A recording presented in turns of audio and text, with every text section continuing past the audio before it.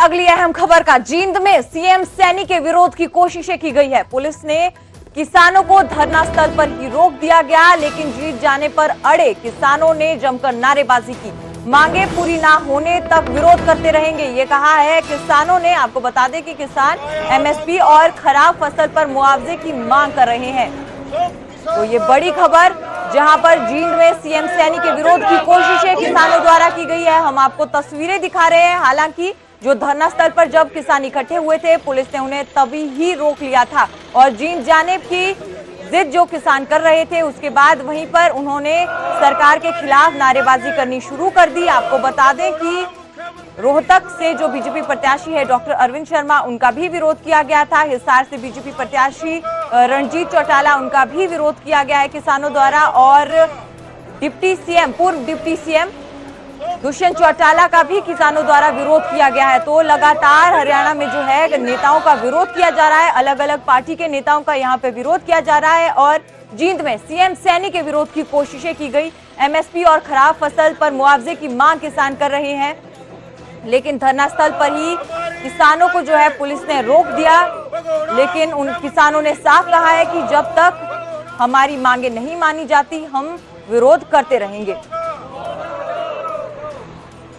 केंद्र की सरकार ने हमारे साथ वायदा किया था 9 दिसंबर 2021 को, जब दिल्ली के बॉर्डर से उठ कर आए तो उन्होंने ये कहा था कि हम आपका एमएसपी की कानूनी गारंटी दे देंगे, लागत का 1.5 गुना दाम दे देंगे और पूर्ण कर्जा मुक्ति किसानों की, मजदूरों की, और इसके अलावा बिजली संशोधन बिल वापस ले लेंगे और 750 किसानों को शहीद का दर्जा देकर उनके घर में एक नौकरी और उनको उचित मुआवजा दिया जाएगा। लखीमपुर खीरी के अपराधियों को सजा मिलेगी और 58 साल के जितने भी बड़े बुजुर्ग हो गए हमारे, उन सबको 10,000 रुपए मासिक पेंशन।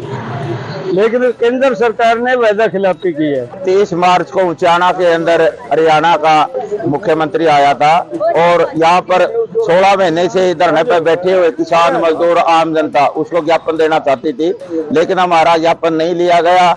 हमारे से झूठ बोला गया और झूठ बोल के राष्ट्र हाउस में ले जाया गया और वहां पर हमको गिरफ्तार किया गया।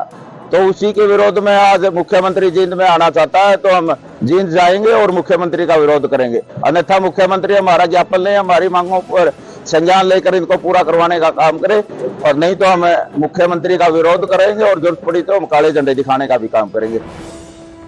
रुक करेंगे अगली खबर का। आपको बता दें कि हिसार लोकसभा सीट से प्रत्याशी बदले जाने की चर्चाओं का पूर्व सीएम मनोहर लाल ने खंडन किया। हिसार पहुंचे सीएम मनोहर लाल ने कांग्रेस पर हमला किया और कहा कि विपक्ष ओछी हरकतें कर रहा है और कांग्रेस द्वारा ये अफवाहें फैलाई जा रही है। साथ ही साथ बीजेपी उम्मीदवार रणजीत चौटाला और पूर्व डिप्टी सीएम दुष्यंत चौटाला का विरोध को उन्होंने अलोकतांत्रिक बताया। कहा कि लोगों को जो करना है तो वो वोट का अधिकार का इस्तेमाल करें। चौटाला और बीजेपी के उम्मीदवारों को जगह जगह किसानों के विरोध का सामना करना पड़ रहा है, जगह जगह प्रचार भी रोका जा रहा है और घेराबंदी कर जो है काफिले को भी रोका जा रहा है। लोकतंत्र में ये करना शोभनीय नहीं है और वैसे भी चुनाव आयोग की ये स्पष्ट निर्देश है कि हर किसी को अपनी बात कहने का पूरा अधिकार है, लेकिन किसी को किसी की बात कहने के लिए रोकना ये किसी भी तरीके से वाजिब नहीं, उचित नहीं है।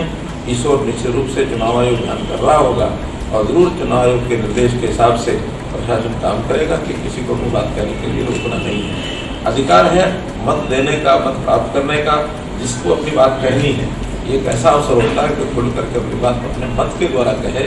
सबको मत है कि किस सरकार को लाना है, किस व्यक्ति को चुनना है, लेकिन किसी व्यक्ति की बात न सुनना, उसका विरोध करना, चाहे कोई भी हो, सत्ता पक्ष हो, विपक्ष हो, ये उचित नहीं है और ये कभी भी किसी को करना नहीं चाहिए। और जब सामने कोई कमजोर पार्टी होती है तो स्वाभाविक है जो कमजोर होती है उसको नुकसान होता है और जो उसके मुकाबले में कॉन्फिडेंट होते हैं और अपने तरीके से चुनाव लड़ते हैं उनको लाभ उसका होता ही है। हाँ, कुछ ओछी हरकतें हमारे विपक्षी दल खास करके कांग्रेस के लोग उछालते रहते हैं। हरियाणा के पूर्व सीएम भूपेंद्र सिंह हुड्डा की पत्नी भले ही राजनीति में सक्रिय नहीं है, लेकिन हुड्डा की कामयाबी में उनका भी अहम योगदान है। आशा हुड्डा ने खुद कभी चुनाव नहीं लड़ा, लेकिन अपने पति के लिए प्रचार जरूर किया। उनसे खास बातचीत की है हमारे संवाददाता धीरेन्द्र चौधरी ने। जी, ये 1964 से पहले बन के पूरा हो चुका था। 1960 के आसपास ज़मीन ली गई थी और फिर धीरे धीरे बना था। और मैं 1976 में यहाँ ब्याही आई थी। तो घर के बारे में थोड़ा दिखाएं, कुछ कंस्ट्रक्शन दोबारा किया गया या फिर पुराना भी? जी, पहले तो अकेला परिवार था। हमारे सास ससुर और उनके बच्चे थे, हमारे पति वगैरह। फिर जैसे जैसे सबकी शादियाँ होती गई, हम 5 बहुएं जो हम देवरानी जेठानी हैं इसी घर में ब्याही आई हैं। आगे 6 हमारे आगे बहुएं आई हैं हमारे बच्चों की, जैसे दीपेंद्र वगैरह की 6 वो भी इसी घर में ब्याही आई हैं। तो धीरे धीरे बहुत सी कंस्ट्रक्शन हो गई। जैसे आप अभी जिस जगह खड़े हैं, ये एक बहुत खुला बरांडा होता था, यहाँ सिर्फ पिलर्स होते थे लंबे लंबे। फिर धीरे धीरे इसको जाली लगा के कवर कर दिया। फिर जैसे किचन छोटी होती थी, क्योंकि आधा काम बाहर चूल्हे पे रोटी बनती थी, अब ये किचन थोड़ी बड़ी कर दी गई। फिर एक कमरा इधर बढ़ा दिया, 2 कमरे छत पे बढ़ा दिए, एक आगे बढ़ा दिया। फिर गेट के साथ कुछ वो ऐसी जगह बना दी जहाँ जो बाहर से मिलने वाले आते हैं, हल्के से लोग आते हैं, वो बैठे रहते हैं। हुड्डा परिवार की राजनीति का केंद्र भी शायद यही है। यहीं से जब भी चुनाव लड़ते हैं शायद यहीं से रणनीति बनती है। रणनीति कहिए या घर कहिए, जो भी हुआ है 1964 के बाद से आज तक सभी चुनाव यहीं से लड़े गए हैं। हमने कभी भी कहीं बाहर जाके रहने की कोशिश नहीं की। बहुत बार लगता है कि जब परिवार इकट्ठा होता है कि ये घर छोटा पड़ गया, जगह कम हो गई, लेकिन फिर भी ना तो बच्चे और ना हमारा किसी का भी मन नहीं होता इस घर को छोड़ के कहीं बाहर जाए। रुक करेंगे अगली अहम खबर का। दिल्ली में चाइल्ड ट्रैफिकिंग का खुलासा हुआ है। दिल्ली एनसीआर के कई इलाकों में सीबीआई ने छापेमारी की है। सीबीआई ने 7 से 8 बच्चों को बचाया है। एक महिला और एक शख्स को भी पुलिस ने हिरासत में लिया। नवजात शिशुओं की खरीद फरोख्त का ये पूरा मामला है। गिरोह के अन्य सदस्यों की गिरफ्तारी के लिए सीबीआई देश की अन्य राज्यों में भी छापेमारी कर रही है। तो ये बड़ी खबर, आपको हम तस्वीरें दिखा रहे हैं। दिल्ली से पूरा ये मामला सामने आया है। बच्चों के खरीद फरोख्त का ये पूरा मामला है। दिल्ली एनसीआर के कई इलाकों में सीबीआई ने छापेमारी की। सीबीआई ने 7 से 8 बच्चों को बचाया है। एक महिला और एक व्यक्ति को गिरफ्तार किया है। इस गिरोह से जुड़े बाकी लोगों को भी ढूंढने के लिए सीबीआई देश के कई राज्यों में छापेमारी कर रही है।